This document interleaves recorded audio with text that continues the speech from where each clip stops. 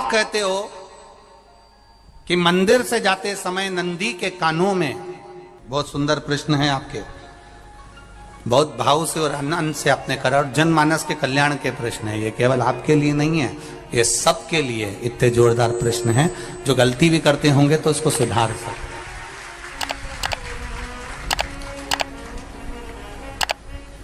आपने कहा कि नंदी के कानों में कहना चाहिए, लोग हंसते हैं, कहते हैं बताओ वो नंदी के कानों में भगवान को कहना चाहिए। वैसे तो हम आपको एक बात बता दें कि दुनिया के लोग किसी दूसरे धर्म की कभी हंसी नहीं उड़ाते। दुनिया के लोगों को दूसरे का धर्म अच्छा लगता है। दुनिया के लोग सबसे ज्यादा हंसी उड़ाते हैं तो हमारे सनातन धर्म की ही उड़ाते हैं, और जी खुद उड़ाते हैं, दूसरा उड़ाने वाला नहीं होता। दूर के ढोल हमें समझ में आते हैं, उसका धर्म हमें समझ में आ गया, उनका क्या है, ऐसा है, आओ कुछ नहीं, उनके धर्म में ऐसा है, कितना आनंद हमें दूसरे के धर्म में लग रहा है, और हमारा सनातन धर्म हमको बुरा लगता है। हमारे सनातन धर्म हमें बुरा लगने लगा। अरे भाई, लोग कहते हैं कि नंदी के कान में कहते हो, ये कोई हमारे पुराणों में या शास्त्रों में लिखा है? भगवती बहन साहू, आपको धन्यवाद देना चाहूंगा और एक बात कहना चाहूंगा, जितनी भी शिव महापुराण के अंतर्गत चाहे उपाय जो बताए जाते हैं कि बेलपत्री ऐसे चढ़ाना, काली मिर्च ऐसे चढ़ाना, चावल ऐसे चढ़ाना, धतूरा का क्या महत्व है, शमी के पत्ते का क्या महत्व है, बेलपत्री के पत्ते का क्या महत्व है, ये जितनी भी बातें बताई जाती हैं ये सब पुराण के अंतर्गत से बताई जाती है। अब दुनिया के लोग इसको चाहे टोटका कह दें, चाहे दुनिया के लोग इसे टोना कह दें, पर पुराण से हटकर कुछ नहीं। और आप लोगों को अगर बोला है कि नंदी के कान में कहकर भगवान शंकर के मन में बात पहुंचे, तो ये क्यों कहा, तो ये भी हमारी शिव महापुराण में लिखा है, जलंधर के चरित्र में। कोई आपसे कहे कि नंदी के कान में बोलने से क्या होता है, ये जलंधर का चरित्र कह रहा है। मां पार्वती जी का हस्त कमल पकड़कर जलंधर लेकर जाने लगा।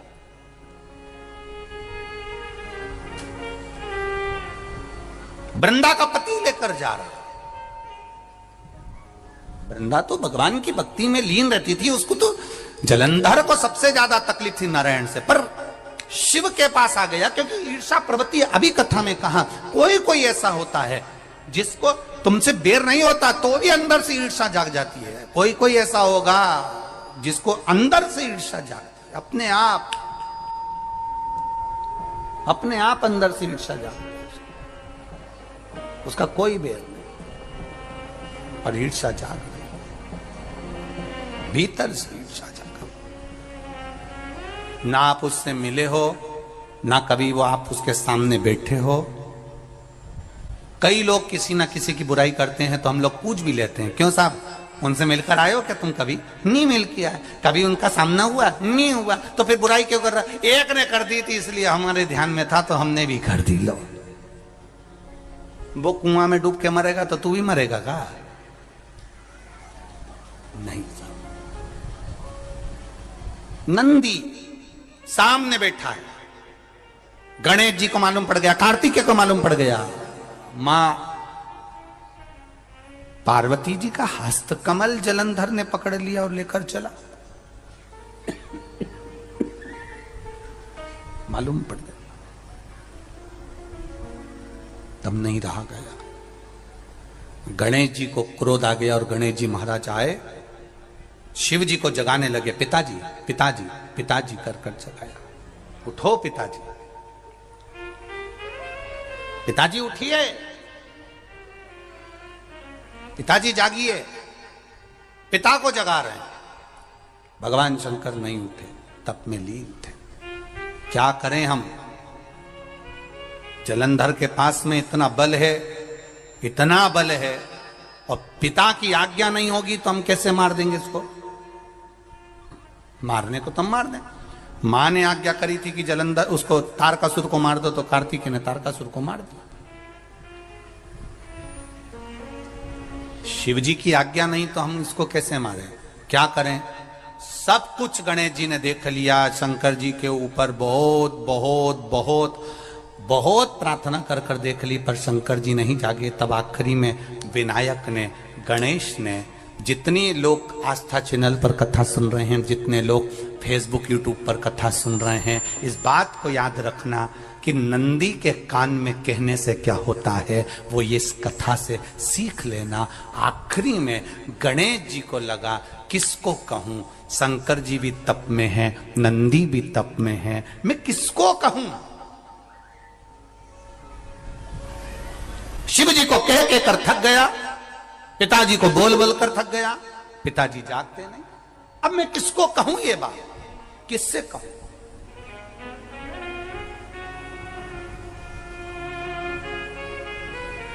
विनायक गए सीधे अब नंदी के पास में। नंदी भी तप में लीन थे, शंकर जी की ओर मुख था, शंकर जी की ओर मुख था। गए और जाकर तुरंत विनायक ने नंदी के कानों में जाकर कहा, नंदीश्वर, मैया का हाथ पकड़कर जलंधर लेकर जा रहा है, पिताजी तप में लीन है, कृपा करिए ना। बस केवल नंदी के कान में कहा, गणेश जी दूर हट गए। नंदी के कान में कहा, शंकर जी के नेत्र खुल गए, शिव जी के नेत्र खुले। ध्यान देना जरा, इस शिव महापुराण की, आशुतोष शिव महापुराण की कथा, जो कथा यहां कही जा रही है, यह कथा पहले के चरित्रों में सुनने को नहीं मिली होगी। जरा ध्यान देना इस संवाद पर, जितने लोग आस्था चैनल पर, जितने फेसबुक यूट्यूब पर सुन रहे हैं। सनातन धर्म की हंसी उड़ाने वाले कह देते हैं नंदी के कान में कहने से क्या होता है, नंदी के सामने जाकर बोलने से क्या होता है, नंदी के पास बैठकर बोलने से क्या होता है, नंदी के पास बैठकर शंकर जी का मात्र दीदार करने से क्या होता है, दर्शन करने से क्या होता है। वो अच्छे से समझ लेना, जो लोग सनातन धर्म पर उंगलियां उठाते हैं, वो अच्छे से समझ लें इस बात को।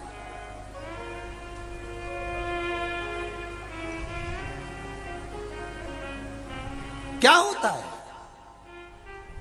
नंदी तप में लीन, शिवजी तप में लीन, शिव नहीं उठ रहे। विनायक ने नंदी के कानों में जाकर कह दिया, नंदी के कान में जाकर कहा, नंदी के नेत्र नहीं खुले।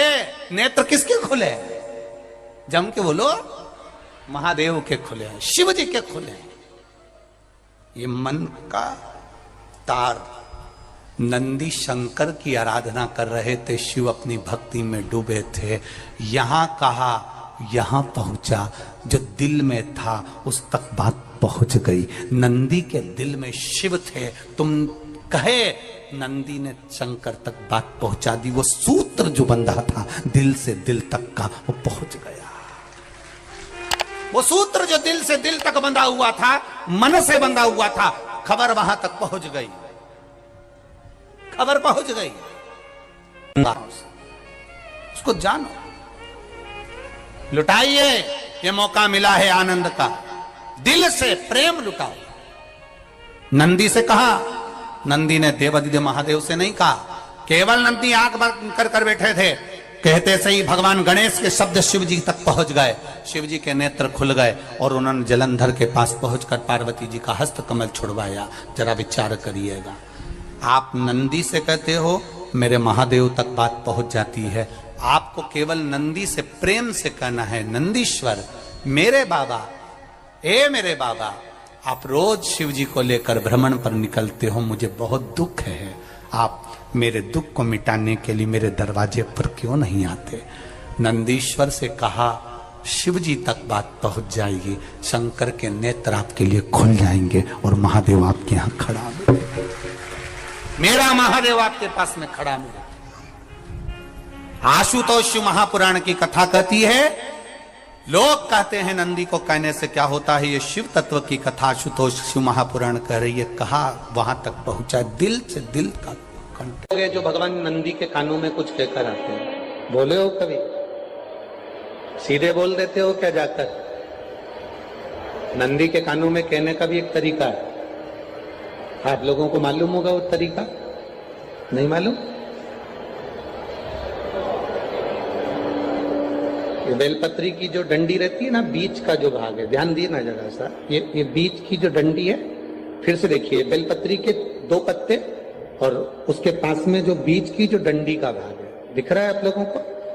ये 2 डंडी, ये बीच की 2 पत्ती और उसके बीच में जो 2 डंडी का भाग होता है। जब हम देवाधिदेव महादेव से कोई बात कहने वाले होते हैं ना कि बाबा बहुत दुखी हूं, बाबा बहुत तकलीफ चल रही है, बाबा मैंने एक कंपटीशन एग्जाम में परीक्षा दी है, बाबा मेरे जीवन में ये तकलीफ हो रही है, बाबा, तब इस बेलपत्री की जो ये डंडी होती है, इस उंगली से, इस अंगुष्ठ से इस डंडी को पकड़ा जाता है और बाबा के कर्ण में कहने से पहले ये हाथ को नंदी के ऊपर रखकर फिर हम बाबा के नंदी के कानों में कहते हैं और चलते समय इस बेलपत्र को अशोक सुंदरी की जगह पर चढ़ाकर वापिस सजाते हैं। देव अधिदेव महादेव को पार्वती की बात मानना ही पड़ती है और वो कहना ही पड़ता है। ये बेलपत्र की महत्व है। ये जितना फल एक बेलपत्र की पत्ती में, उतना की उतना फल। हम आपसे फिर कहेंगे, कभी मौका मिल जाए जिंदगी में, कभी तुम्हारे जीवन में अगर मौका मिले और कहीं बेलपत्री का वृक्ष मिल जाए जिसकी छांव तुम्हारे ऊपर पड़ रही हो, तुम्हारे ऊपर अगर बेलपत्री की छांव पड़ रही हो, उसके नीचे बैठकर कभी मौका मिले, एक बेलपत्री का पत्ता मात्र रखकर आप शिव जी का नाम लेकर जल भी अगर समर्पित कर रहे हो ना, तो वो 12 ज्योतिर्लिंग को जल चढ़ाने के बराबर फल प्रदान कर। एक बेलपत्री का पत्ता, एक बेलपत्री का वृक्ष, एक बेलपत्री के वृक्ष की छांव हमारे जीवन को कृतार्थ कर देती है, धन्य कर देती है, कृतार्थ। कभी भी शंकर के मंदिर में जाओ, शिव जी का पूजन कर कर जब वापिस आओ, तो शंकर भगवान के मंदिर में जो बाहर नंदी बैठता है, उसके कानों में ओम नमः शिवाय बोलकर अपने मन की कामना उसके कानों में बोलकर आप आ जाइए, आपकी कामना 3 महीने में पूरी हो जाती है। नंदी के ईश्वर भगवान का स्मरण करिए। अगर 7 बेलपत्र आप शंकर को समर्पित करते हो तो 1 बेलपत्र नंदी भगवान पर भी अवश्य समर्पित करो। नंदीश्वर भगवान शिव को समर्पित, 1 बेलपत्र नंदी के ईश्वर की ओर चढ़े। और बहुत ध्यान दीजिए महाराज, अगर कोई काम अटक रहा है, नहीं हो रहा, बहुत प्रयास करा, तो भगवान शंकर के मंदिर में 5 बेलपत्र चढ़ाइए। और शंकर भगवान की जो छोटी लड़की है अशोक सुंदरी, आपको बताया था ना अशोक सुंदरी का स्थान, भगवान शंकर की 6 लड़कियां हैं, उसमें से सबसे छोटी लड़की अशोक सुंदरी की जगह पर 1 बेलपत्र चढ़ाइए। फिर 1 बेलपत्र नंदीकेश्वर पर चढ़ाइए और नंदीकेश्वर पर चढ़ाने के बाद भगवान शंकर के मंदिर के बाहर चौखट पर दिया लगा दीजिए साइड में, और फिर अपने घर पर आ जाइए, आपका कार्य सफल होना प्रारंभ हो जाएगा। नंदीकेश्वर भगवान नंदीकेश्वर का स्मरण कर लेने पर जीव आनंद सुख की अनुभूति करता है, आनंद सुख को पाता।